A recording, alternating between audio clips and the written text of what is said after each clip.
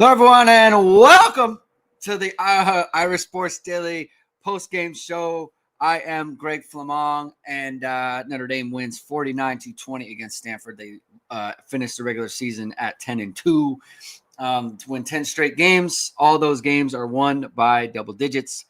Notre Dame wins by 29. I don't think they covered. I think it was a 31-point spread. So gave up some fourth quarter touchdowns. And I'm going to tell you right now, I do not care about the touchdowns at the end. It doesn't matter. These stupid and terrible conversations that we have about margin of victory. Notre Dame's up 42-3 with 12 minutes left in the third quarter. It doesn't matter. Don't worry about it. Don't worry about the tweets. Don't worry about screenshots. Don't worry about troll accounts. It doesn't matter. Enjoy the victory. It wasn't much of a game. Notre Dame pretty much dominated from the start. Stanford had nothing for them. But we'll talk about it. We'll talk about whatever you want in the chat, and we'll talk about the game and talk about, what's going on in college football right now. Thank everyone for tuning in to this show. If you like what you hear, hit that like button, hit subscribe, hit the notification bell. So whatever it is, we are going live. As always, the show is brought to you by ESQ Clothing, founded by Notre Dame alum Ge Wang. He is Chicago's go-to for the best custom suits, shirts, and sport coats. It's the season of gifting. We did a bunch of Christmas shopping today, and there's one more day for ESQ's Black Friday sale. 49% off using code ISD. You can get their Pima cotton t-shirt to go along with the award-winning bamboo dress shirt. That's available for purchase online. Go to esqclothing.com and use code ISD for 49% off all online items. That's going all the way through tomorrow. So you have until, tonight, if you're so in the mood, or tomorrow. And then I think on Monday it's going to be over, that promo. So hope you take advantage of it. CFB Hertz, thank you for the super chat. I'm so tired. Why are you making us do this? By popular request. People asked for a show. We got enough people in here for me to do it. So, we can have a really good show. Jamie and I will be live tomorrow at 12 Eastern time. So he's going to be on the show. It's very late for him. It's 2 a.m. for Jamie. So he'll be on the show tomorrow. And so the morning after recap will essentially be the post-game show with me and him. So we'll talk about it then. Jason Z says, thoughts on the pass rush. They didn't get home as much as you would imagine against a team like Stanford, who doesn't have the best offensive line. What did they have? 2 sacks on the game. Quite a few hurries, 5 hurries, I guess it is. So, they didn't get home as much, but I mean, there's also like a large portion of the time there where you're just killing time as well. So they didn't bring out any of the exotic stuff. And so that's kind of the nature of, being up 42-3 with 12 minutes left in the first quarter. Huber Scribe says, are Price Williams the second best running back duo in the country? Great question. Let's look at this. Aeneas Williams leads the team in rushing, 10 carries, 83 yards, and 2 touchdowns for him, 8.3 yards per carry. The guy, every time he's in the game, he's doing something good. Jeremiah Love, 14 carries, 66 yards, 1 touchdown. He gets hurt basically on the second drive of the game. And it was basically ineffective from there on. They didn't really try to use him. Did something with his midsection. So he only played in the first series. He carried the ball, I think it was 8 times for 50-something yards, 66 yards total in the game. His Heisman chances probably ended tonight. You got to have a big game in all these games. And, he didn't do that. That's fine. It is what it is. He'll probably win the Doak Walker Award as the best running back in the nation, be a first-team All-American. So that's going to be a good thing for him. Notre Dame runs the ball 38 times for 187 yards, 4.9 yards per carry. They lost a good bit of yards there at the end with Kenny Minchie, fumbling the snap and that sort of thing. They finished with 524 total yards of offense to Stanford's 312, 7.1 yards per play to 4.5. Obviously, a lot of that Stanford stuff is kind of coming late in the game. So something to do there. Zach Davis says, why did the team look like they were playing at 2 a.m. local time in the fourth quarter? Yeah. I mean, their body clocks have to be totally messed up. I mean, that's tough, right? They're college athletes, and that's fun and games. But you're playing at 2 a.m. I mean, you see SMU today, like they went and lost to Cal, coming from the East Coast. So you come from that Eastern time zone, you come all the way here, you play at night, and it messes with you. And SMU loses to Cal, who lost to Stanford by 3 touchdowns. And so that was SMU was one of the special data points for Miami. They became ranked and whatever, and they lose to a 5-6 team or whatever Cal is, who just fired their coach. So, that's something that happens, right? So you take a team from the East Coast to come out all the way out here.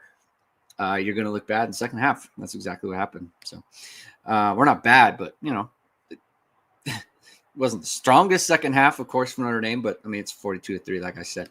Thank you for the super chat, FCFP14A. Thanks for the coverage this regular season. Let's keep it going. Yeah, hopefully Notre Dame can.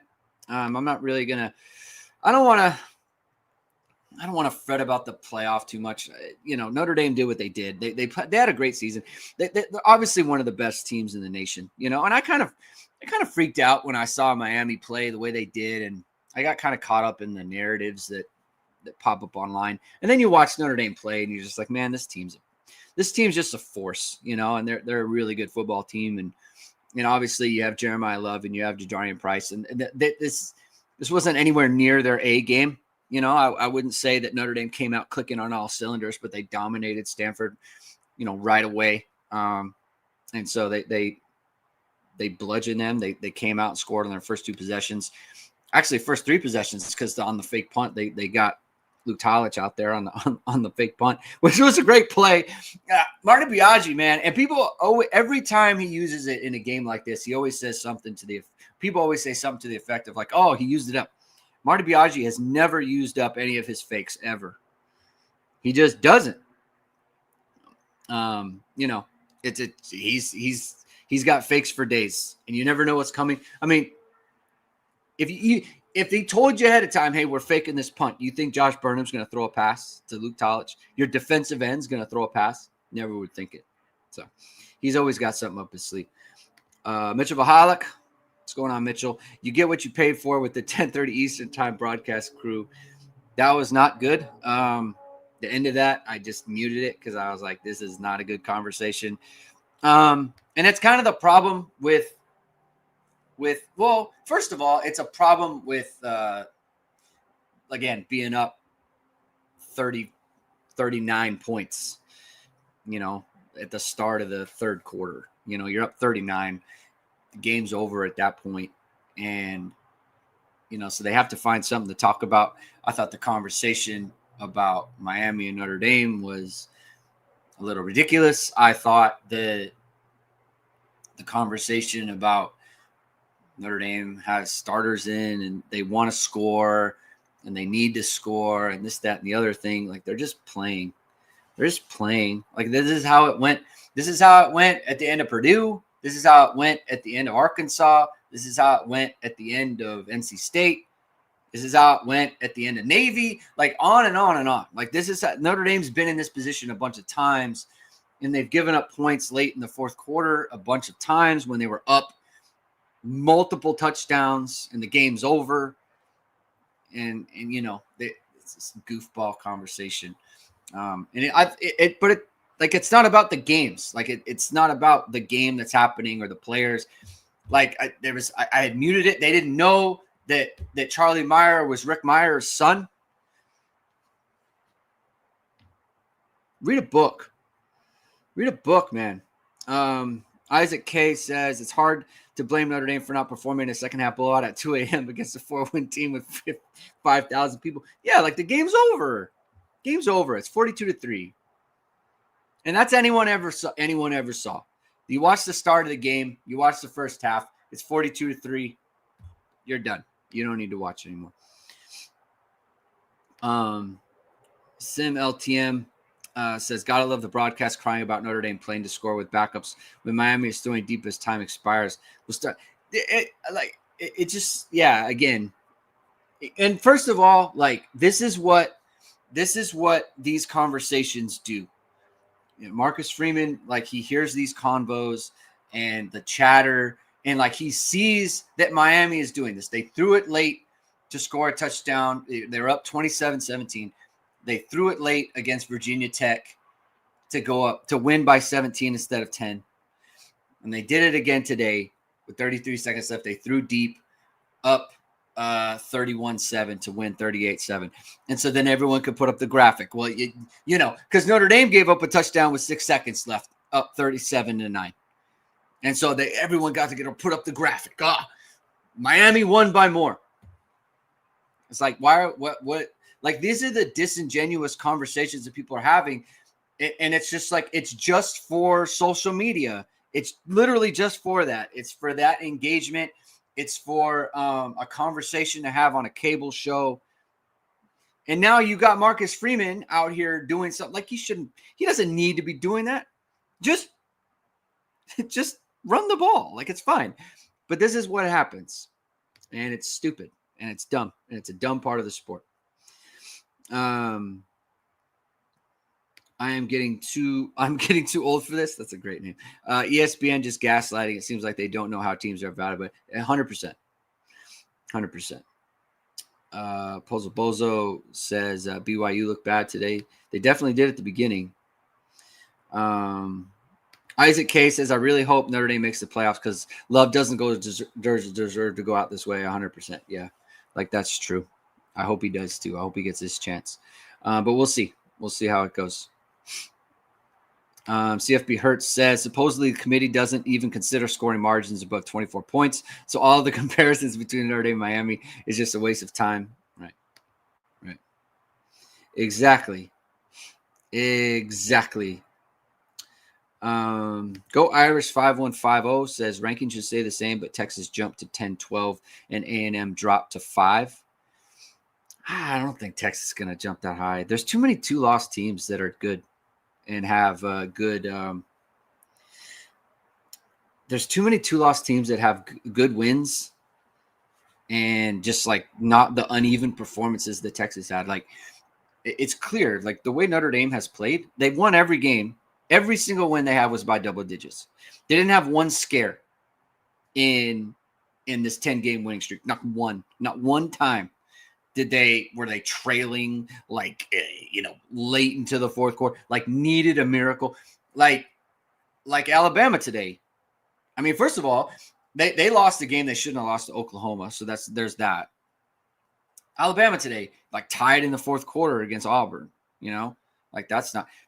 Oklahoma today losing in the fourth quarter against LSU, like LSU's corpse, like what, no Brian Kelly, backup quarterback. And Oklahoma's trailing in this game, right? Oklahoma's struggle busing against Missouri last week. Like, Notre Dame's not doing that. And so Puzzle Bozo says, we're going to jump Oklahoma. I think they could. Honestly, I think they might. I think the committee thinks Notre Dame's better than Oklahoma.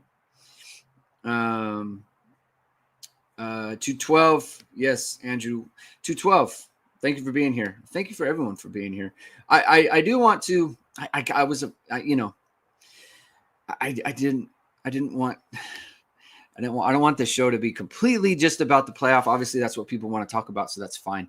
I do want to talk about the game a little bit because I do want to celebrate the team. CJ Carr, 17-27, 205 yards, 2 touchdowns, 151 passer rating. Faison had a nice catch, three catches for 68 yards and a touchdown. Jadarian Price, 2 catches, 40 yards and a touchdown. Malachi Fields, 3 for 22. Elijah Burris, 3 for 21. Nice little run there for him. Notre Dame got a lot of receivers involved. Will Pauling, just the 1 catch. Jeremiah Love, 1 catch. Jadarian Price, man, he's showing stuff out of the backfield, doing a good job. So that's solid. I mean, Leonard Moore, he gave up the touchdown at the end. His PFF grade's going to take a big hit. take a big hit for Leonard Moore in this game. He had 5 tackles, 1 interception, 3 passes broken up. Good football player. Good football player, that Leonard Moore.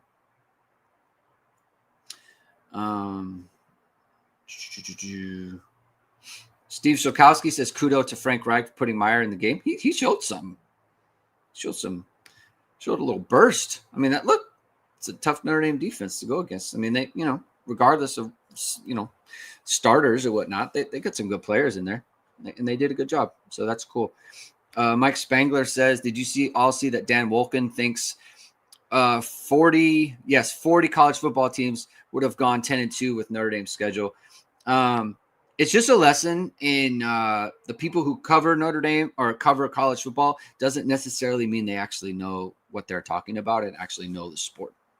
And my advice to you is find people to take in content from that actually know the sport that they're talking about, right? And there are a lot, especially nationally, who really don't. They speak in narratives and they don't actually understand the sport and how it works.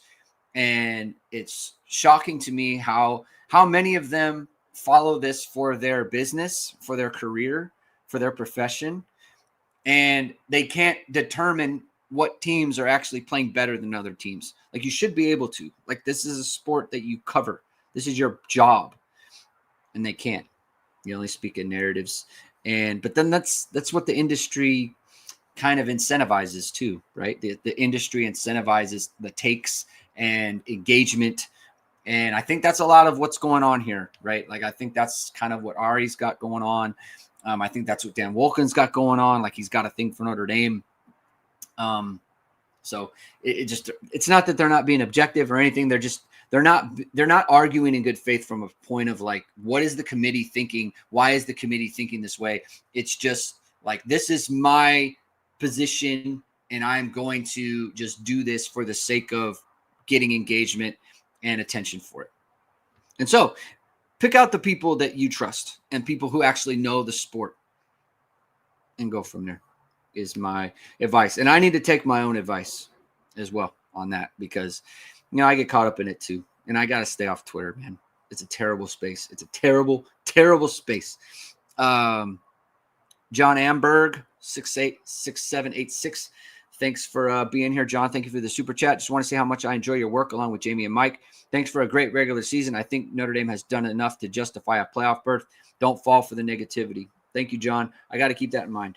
I do have to keep that in mind.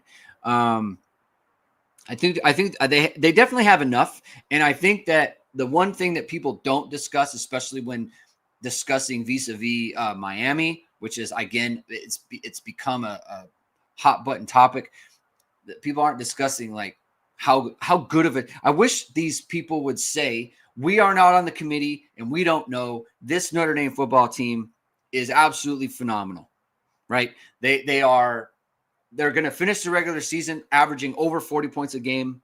They're going to finish the regular season averaging under 20 points a game. On defense, they have a plus. They're going to have about a plus 25 point differential for the year. Like, you want to talk about Texas, like Texas has a plus 10 point differential for the year. Notre Dame's plus 25. That's a pretty big deal, right? In terms of quality. And so this is a good football team. They can run the ball. They can throw the ball. They can defend the run. Notre Dame, again, this week, obviously Micah Ford was out against the run this week. 30 carries, 86 yards for Stanford, 2.9 yards per carry. Like, they are better against the run this year than they were last year. It's a good football team, and they've done a really good job, and people don't talk about that. They just want to talk about the comparisons, and it's unfortunate because you cover the sport. Again, you cover them, and like Brock Osweiler and I think it was Dave Flammang on the broadcast. You're not talking about Notre Dame, the football team. You're talking about them in a comparison to another team. Talk about the team. Talk about who you're covering. I don't need you to do that. You're not on the committee. You haven't thought about it. It's not your thing. So just talk about the team that you're covering. And that's what you should do. JL Audio 76 says, I'm sick about Love being hurt. Dirty shot. Yeah. Looked a little skeevy. It looked a little skeevy to me. Gordon Butler, Thank you for the super chat. Just logged on. Oklahoma's by far the worst 10-2 team. They need to go. They're tough, man. They're I don't know, man. I don't know. They don't compared to everybody else. I don't know. They don't look that great. Tom Whalen says, "Thank you for the super chat." Thank you, Tom. 3 cheers for Aeneas Williams making the absolute most of his opportunity every time. This guy, every time he gets in the game, he's making people miss. He's he's breaking tackles. He's making catches. He's picking up the blitz. Look at even me. Like sometimes I discount him as like a long-term solution for Notre Dame. How do you keep him off the field? He's just making plays all the time. All the time making plays. Thank you for the super chat, Tom. That's a great point. Robert Hallecky, thanks for being here, Robert. Thank you for the super chat. I really appreciate you. Follower since 2020 and the OFD Frankie V days. I know that's true, Robert. I know that's true. I'm proud of you, and speaking on behalf, we are lucky to have you, especially during the era of Notre Dame football. Go Irish. Thank you, Robert. That means a lot to me. Thank you for those kind words. It's a great time to be covering Notre Dame because this is a good football team. It's a good football team, and it's a good program. And, regardless of, the playoffs and whatever that might be, Notre Dame put out a good product in 2025. They're a good football team. I like how Marcus Freeman runs his program. I like how Marcus Freeman kind of goes about his business. I talked about this a bunch on, on I think the preview show. I think I talked about this, just how much I respect Marcus Freeman and the way he goes about doing things and the type of team that he's created. There's so much complaining and there's so much, lobbying and this, that, and the other. And he doesn't really do that. He just goes out and, coaches his team and tries to build a winner. He doesn't talk about other coaches. He doesn't talk about other programs. He doesn't, take passive aggressive shots. So that's the deal. He did. Let's see. I'm checking out the post-game quotes from him.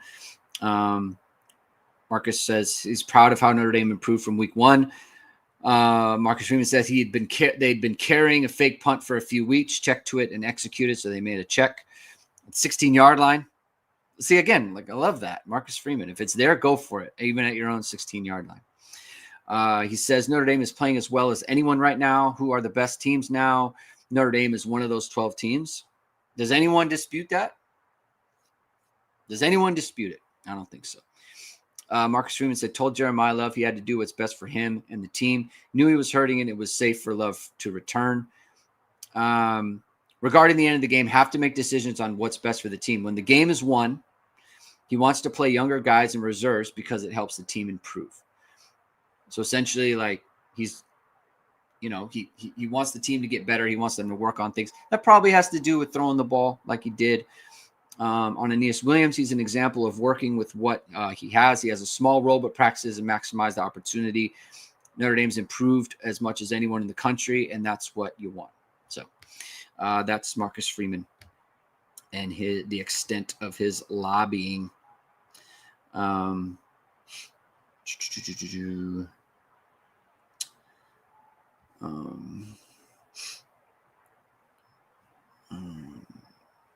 Let's see.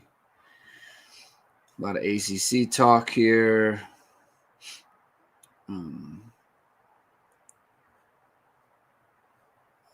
Michael Hahn says, you have to admit, if BYU beats Texas Tech and Bama beats Georgia, sweating final selection. Yeah, I mean, there's scenarios where Notre Dame has to be left out. Has to be, just by definition, so it just is what it is. I we'll deal with that when it comes to it. It'll be interesting to see when Notre Dame's ranked on Tuesday. That'll be a big deal in terms of how the committee views them. If they did jump Oklahoma, I mean, that kind of would tell me hey, they're not letting Notre Dame fall out of this thing. They think Notre Dame's one of the 12 best, and so they're going to get him in. It's going to be interesting. We'll see how the committee thinks about Notre Dame on Tuesday. That's a big that's a big day coming up. Jason Z says, Greg, what about Lane Kiffin Gate? Need your expert opinion. I mean, shocking. Like, you have a coach who his team could legitimately win the national championship. They're going to the playoffs, and he's leaving them for LSU. Like, I'm like, Ole Miss will pay him the money. I don't know. I mean, obviously he thinks he has a better opportunity at LSU than he does at Ole Miss. I think that the idea that he would continue to coach Ole Miss after he accepts the LSU job is deranged, unhinged, insane. Kirk Herbstreit saying that? Are you not a serious person? Like, you don't even have to come up with the analogy. Like, it's ridiculous on its face. It's silly. You're taking another job and you want to keep coaching. Like, he has to recruit. He has to get his staff together. He's going to try to get players from Ole Miss to go to LSU. Like, he is going to do that. He's going to try to get the staff from Ole Miss over to LSU while they're trying to win a national title. And he gets to stay in the building. This is your idea, Kirk Herbstreit? This is what you're giving us, ESPN? This is the quality of analysis we're getting? Good gracious. Good gracious. Jason Z says, can you imagine Freeman leaving the team once again? Like last year, our Marcus Freeman, they're the 7th seed. He's going to go take another job.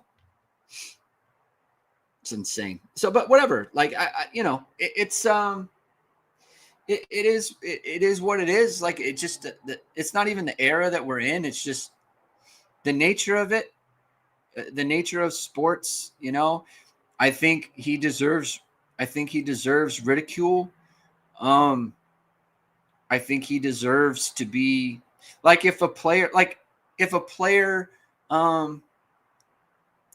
Jeremiah Love went into the portal, like if Notre Dame makes the playoffs and Jeremiah Love went into the portal and went to, I'm going to Alabama or something, or I'm going to Ohio State, and goes into the portal while Notre Dame is going to the playoff, like he would be vilified for that, right? And so Lane Kiffin deserves to be vilified for this. He can do it, right? It's something that can happen.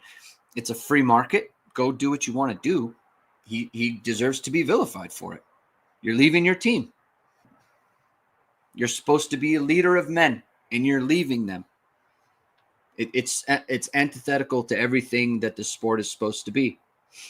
So, it's ridiculous. It's ridiculous. Drew Payment says BK did Notre Dame that way in 2021, just didn't have the expanded playoff. Yeah. So it's ridiculous. Jason Z says USC came back to help Notre Dame on rivalry weekend and ranked Navy. Respect the troops, man. Respect the troops. First of all, I'm going to just say we got 303 people in here. It's 11:39 p.m. on the West Coast. It's 2:39 a.m. on the East Coast, and obviously all times in between. I appreciate everybody being on this show. We weren't going to do it, and my family was like, Greg, you got to do a show. I'm doing a show. Jamie will be back tomorrow. But I appreciate everyone being here. I really do. I really do.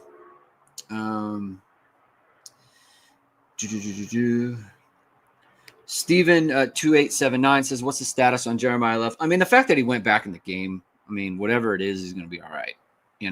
Here's the thing. I'll tell you what.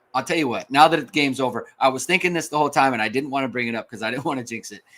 But the thing that I was thinking that could affect Notre Dame's standing is some major injury, like Jeremiah Love gets seriously injured, or CJ Carr gets seriously injured. Maybe Leonard Moore gets seriously injured. Like something like that could affect it. The Jeremiah Love went back in the game, so he's going to be fine. He's going to be fine. Steven Shulkowski says, can we talk about poor Christian Gray getting grabbed, then getting flagged? Yeah, that's tough, man. It's a bummer. It's a bummer for him. He gave up a long catch after that. It's kind of an uneven game from Christian Gray. That's fine. It's fine. But, I mean, it's just like when you have the reputation, they're going to call it. They're going to call it against you. And it's just, the cost of doing business for Christian Gray.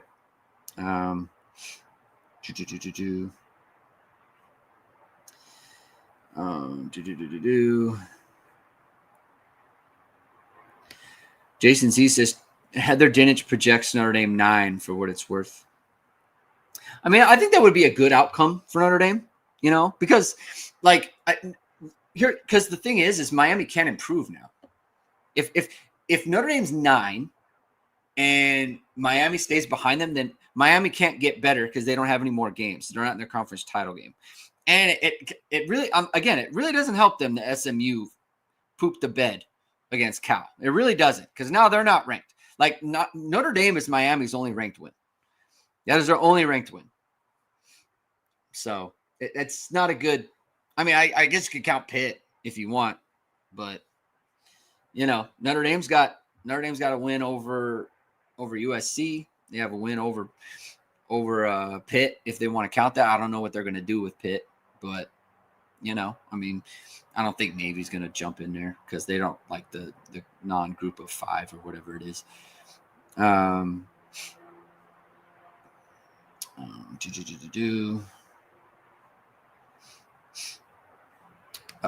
Jay says, all I hear from Miami side is that they beat Notre Dame. What else do they have to claim for a whole season? Well, it's funny that also their big idea is to drop Notre Dame as an opponent. It's the only thing keeping you afloat, man. If you didn't beat Notre Dame, you're just Louisville. You're just Louisville, or you're Pitt, you're Louisville. You're Virginia, not a factor. But whatever. It's the stupidest argument. It's the dumbest argument you could make. But it is what it is.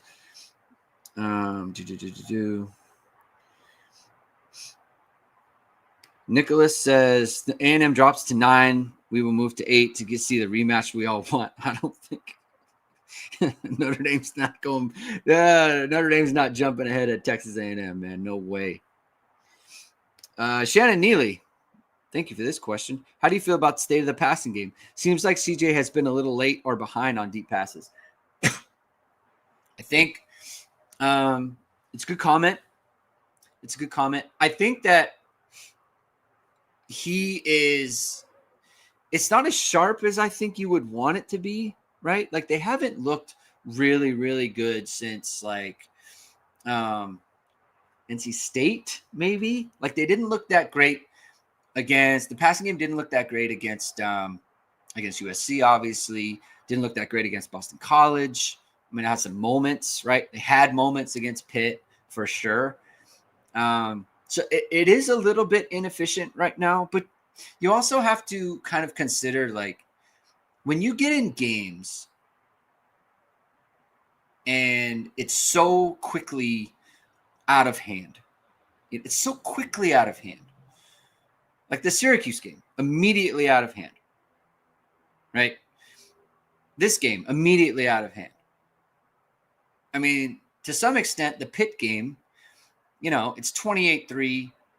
It's out of hand at that point. And they're playing super aggressive too. They're a little bit, they lose their edge a little bit. One thing that Notre Dame happens to them, and this kind of happens to Denbrock too, I think as well, is once they lose their edge, it definitely becomes inefficient, I guess is a better way to put it. There's a reason that Notre Dame goes up, 37. Notre Dame's up 37-9 against Pitt, and they throw it's 4th and 5 and they throw like a 4-yard pass, right? Like that. If that was a play that mattered, like Malachi Fields is getting the 5 yards and they're going to move on with the drive, right? Like when the game matters, like they are much better and much more efficient as a passing team. When the game gets out of hand, they lose focus a little bit and then they just don't become as sharp. And so I think what happens is the passing game looks fine. That looks fine. And then as the game gets more out of hand and they're not as sharp and they're not as efficient, and it's like, oh, what's wrong with the passing game? And I don't want to and I'm not dismissing the question because I do think the question is valid. I just think it stems from having like the last part of what we saw of the passing game. It's just not as good. It's basically kind of where I'm at with that.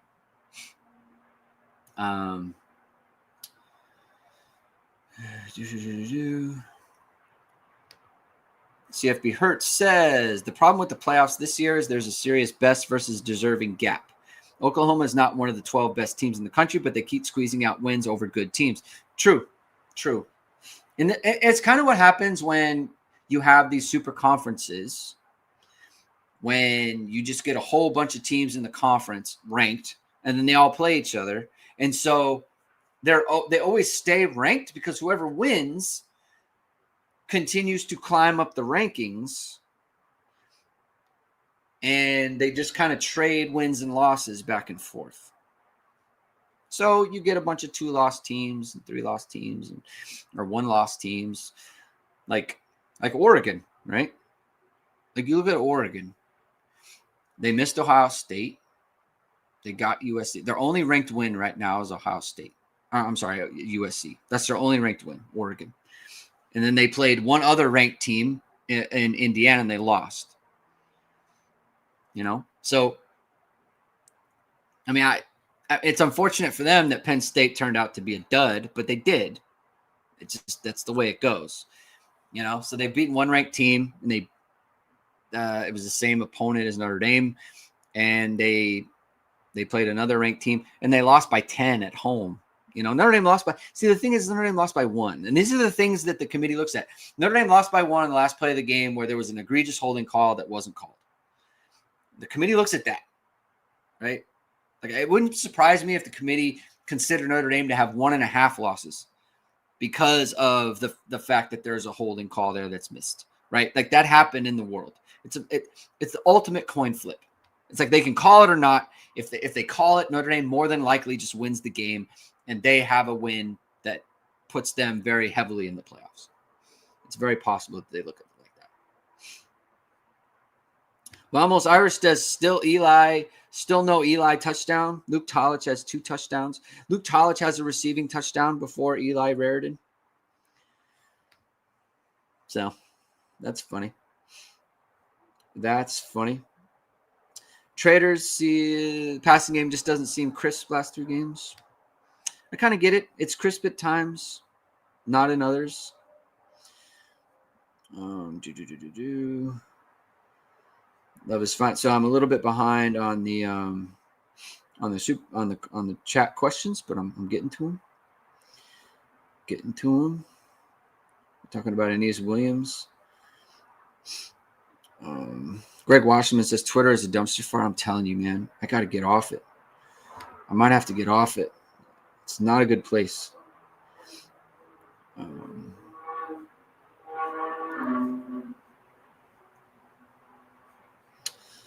Sim LTM. I laughed when Sark pointed at NIU last year to excuse the Florida loss. Bro, you lost 3 games, not 1. Yeah, it's like a total non sequitur. Like it just like the 2 things have nothing to do with each other at all. It's tough. I mean, they lost 3 times. It is what it is.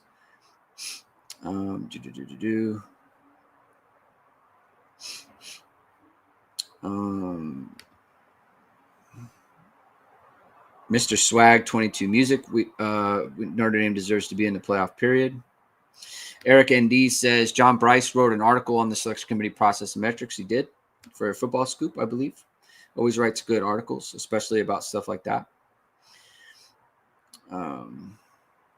Sonny D K4X. Minchie's inaccuracy on deep balls was very apparent tonight. It's tough, man. Like, you come in the end of the game. It's weird. It's just like weird. It's a weird time to be chucking the ball deep. And there's interference penalties that they're not calling to because they don't want to, because it's like you feel bad for them. So.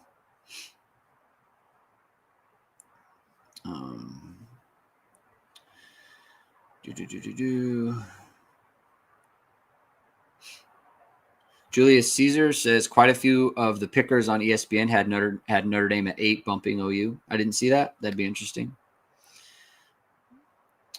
That would be interesting.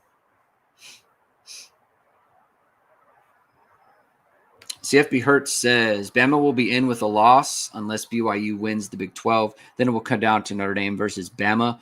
Well, then I think Notre Dame would win out there because they're ahead of Bama already. So Notre Dame would 100% win out.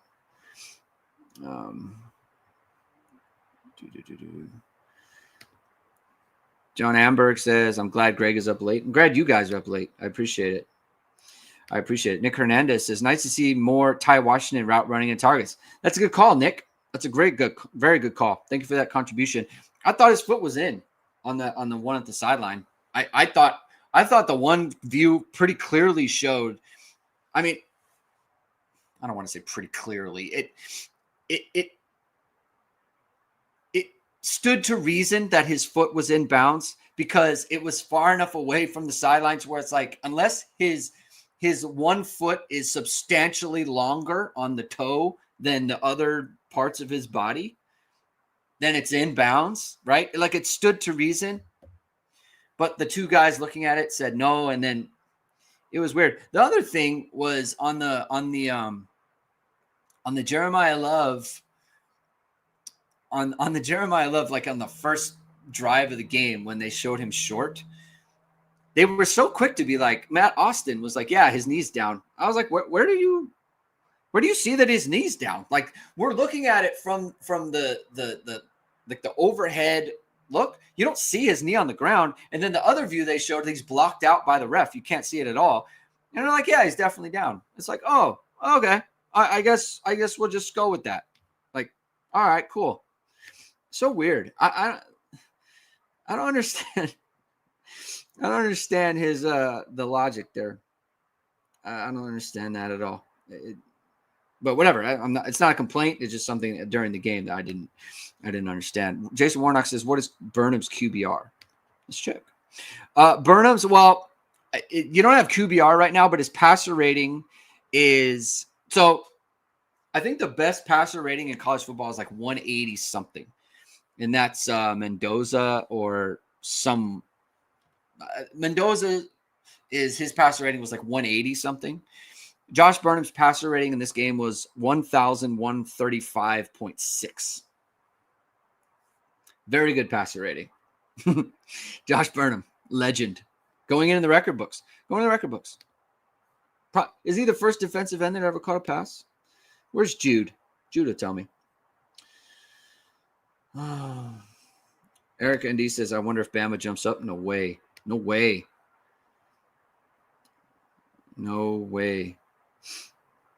Vandy not passing Notre Dame. Not a chance.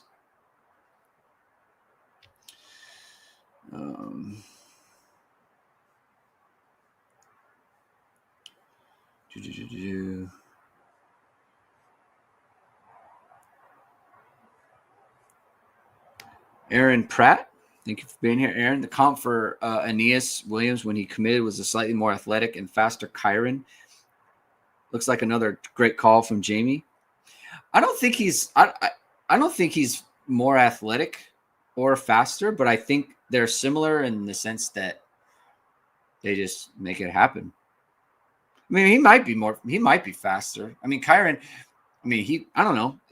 Kyron hit home runs and when he shouldn't have, but from his athletic profile, and I think Aeneas Williams is kind of the same in that regard. So, I think they're similar in that way. So yeah, but I mean, Jamie liked him right away. He liked him more than I did. That's for sure. So credit to Jamie for that. I mean, Jamie's got a good eye for these things. Andrew Weist says Ty Washington had a nice toe tap sideline catch that didn't hold up to review. Yeah, I thought he was in. It's a bummer. Generic username says it feels like the narratives play with viewers' emotions for engagement. Yeah. I mean, it does. I mean, nothing drives engagement like rage bait stuff. I mean, it's pervasive in society now. 100%. 100%. Mr. Swag says CJ Carr next level, man. Glad Love is okay. You know what? So I've watched a little bit of Arch this year, not a ton. The thing that stands out with Arch to me is he can make like physical plays. So like I watched a lot of the game against Texas A&M. He can make a lot of the physical plays, right? Like he's definitely a good athlete. You know what I thought? I made the comparison. He's similar to like Riley Leonard in the sense that like he has to do it with his legs. Like his legs and his athleticism like are what make him like a viable quarterback at this level. I don't know that he's a pro, and like he has good tools, but he does like he's often looking in the wrong place, in my opinion. I mean, I don't follow Texas that closely, but it just seems like you're not looking where the ball should be going. He's inaccurate. He doesn't get Texas into the right play. Like there's so many times where CJ Carr would just get Notre Dame into the right play. He's so good at that, and he's very young. And it's his second year in the pro. Like Arch has been in the Texas program for 3 years. This is third year now, and he still can't do this stuff. So to me, that's kind of red flaggy, and it's a way that CJ Carr is just kind of like beyond him, right? So I think that's interesting.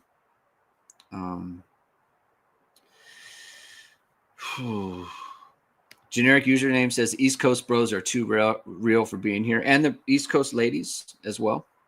Thank you for being here, everybody. I appreciate it. Tommy Knack. What's up, Tommy? Hope you're doing well. Hope everything's going well. Thank you for being in the chat. Greg, this is classic Kiffin behavior, which is exactly what happened at USC and the Raiders. Classic immature behavior. I mean, it's like, you know, it's just kind of, I don't know. It's just, I mean, it is what it is, right? It's a business and you treat it like that and that's fine. But it's just like, it's not cool. And he should get criticism. He should. Criticism is okay. When you do something wrong, you should get criticized for it. Zach Scott on the night shift comes in handy for once. Thank you for being here, Zach, while you're on the night shift. Appreciate that.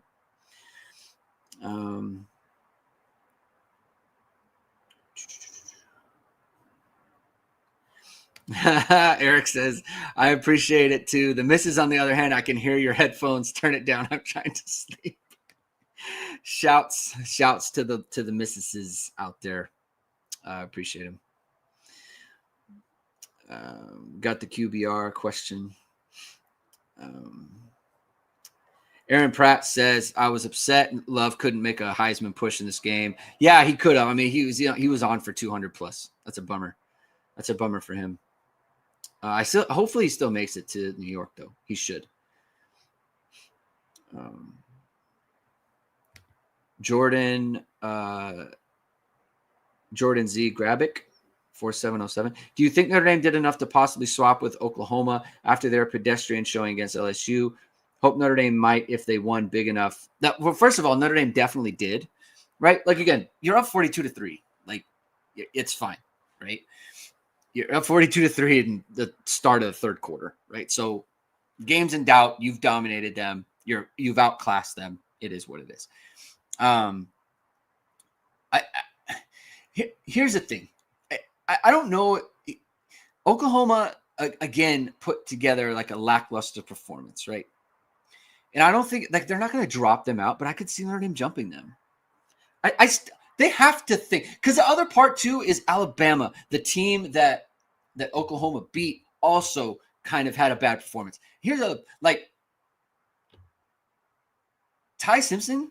His numbers were very similar to Elijah Brown's numbers. I mean, Elijah Brown ended up with better numbers because of the garbage time stuff.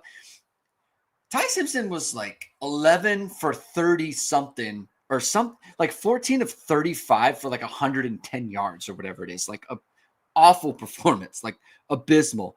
And you know, it's just like Alabama didn't look good, and then Oklahoma didn't look good again, right? You know, they need a late fourth down stop to hang on. Late fourth down stop to hang on against LSU, against that, you know, that corpse of a team. So I don't know. We'll see. We'll see.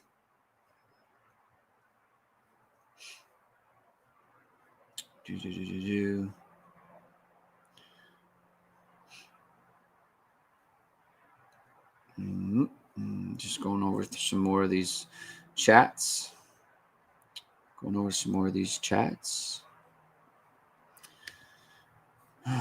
Slate. Everyone's got to make their plans for tomorrow. If you've got no plans, you're in the Mishawaka area, why don't you start a new hobby? Make up some plans with pickleball. H2 Pickleball, founded by Notre Dame alum Todd Hill. He's teaming with fellow alums Jack Gibbs and Will Howells. He's a top 10 pickleball pro to bring Notre Dame fans to Notre Dame Pickleball Crew League.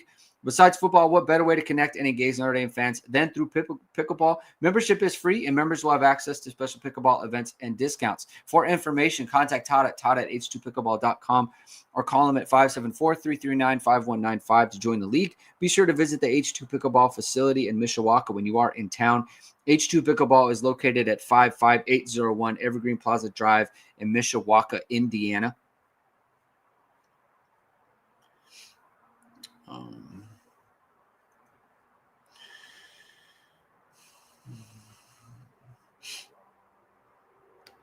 They acknowledged it was a catch, then didn't say anything when replay got it wrong.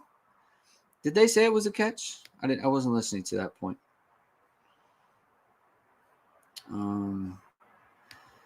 Peter Orsak, 3521. Would you rather have Notre Dame job or the Texas job? I mean, you got to want the Notre Dame job.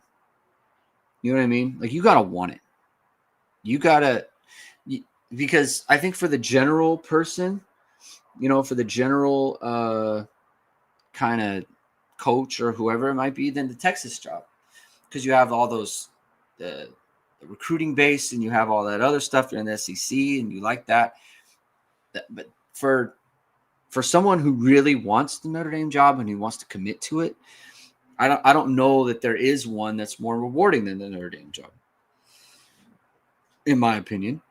You know, like Texas is a special school in the sense of the history of college football, but Notre Dame is maybe the most special program in college football, you know, just because of the history and their place in the sport and everything. So if you like it, then, and if you want to do it and you can commit to it, then I think Notre Dame job is pretty high up there.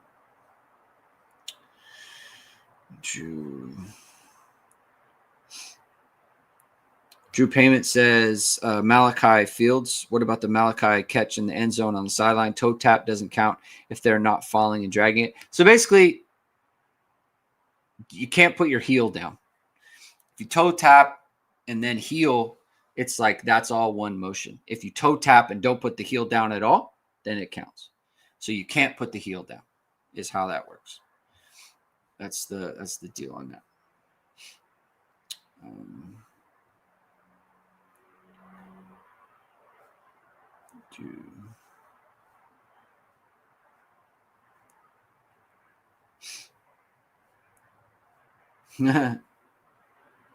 Independent Colts just catching up, but Brock was awful. Then about needing to score and it being unusual was silly and cringy. Just listen to, they were clueless. Just, I don't know, man. It just like, just call the game. Just call the game. You know, just. But it's hard when it's as lopsided as it is, and then you just get into narratives. You know, it's hard to do that. You know, I get it. They didn't handle it very well, but you don't hire these guys for their takes. You hire them to call a football game. And when the game is 42-3 with 12 minutes left in the third quarter, now you're taking them away from the game and the strategy, and now you're just talking narratives for an hour and 45 minutes. And that's a bummer for them, but it is what it is. And people start listening to that still.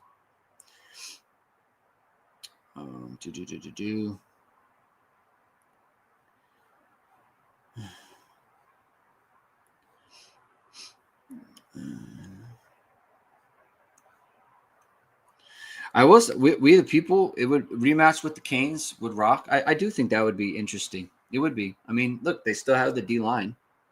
You know, they still have that D line. I think Notre Dame's defense is better than they were at the time. I think Notre Dame's offense is better than they were at the time. So that would be interesting.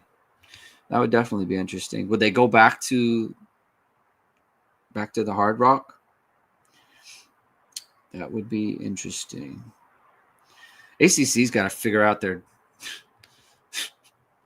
like Duke and SMU in the title game. SMU loses. SMU loses to Cal on the final weekend, and they're into the championship game with Duke. Disgusting. Oh, it's Duke and Virginia? God. Duke and Virginia. Gross. I mean, that's awesome for someone who's going to get like one of those two teams in the championship, in the playoff. You know, no bid ACC. That'd be awesome. Shakedown the Thunder says no bid ACC. That's good stuff. All right, I think I kind of caught up to the chat there. So I'm gonna end it there. Thank you everyone again for tuning in. It's late. I don't want to keep you all up too late. It's 3 a.m. on the East Coast. So hope you enjoyed that. Notre Dame wins 49-20. They're 10-2. We'll monitor. Jamie and I will be back tomorrow. I'm gonna say 12 Eastern time. I told him 11, but I want to get to bed, so I want to sleep a little bit longer. So it's gonna be 12 Eastern time tomorrow for the show. The day after show with me and Jamie. And then we'll talk more about the game, and we'll talk about the college football playoff and all those things. That's very topical. So we'll do that. We'll be back with Power Hour on Monday. And then we'll see. We have a school function on Tuesday. We'll see what time on Tuesday, or maybe we'll go to Wednesday. Maybe, you know what? Maybe we'll do Hit and Hustle on Wednesday, because we'll get the college football reaction. And we'll get that, and we'll talk about it then. About Notre Dame is ranked. So that's going to be the schedule. So have a good rest of your night, everyone. Get some sleep. We'll talk to you in the morning, and hope you enjoyed the Notre Dame victory. And it's going to be fun to talk about tomorrow. So, all right, we'll talk to you tomorrow morning. Keep hitting and hustling.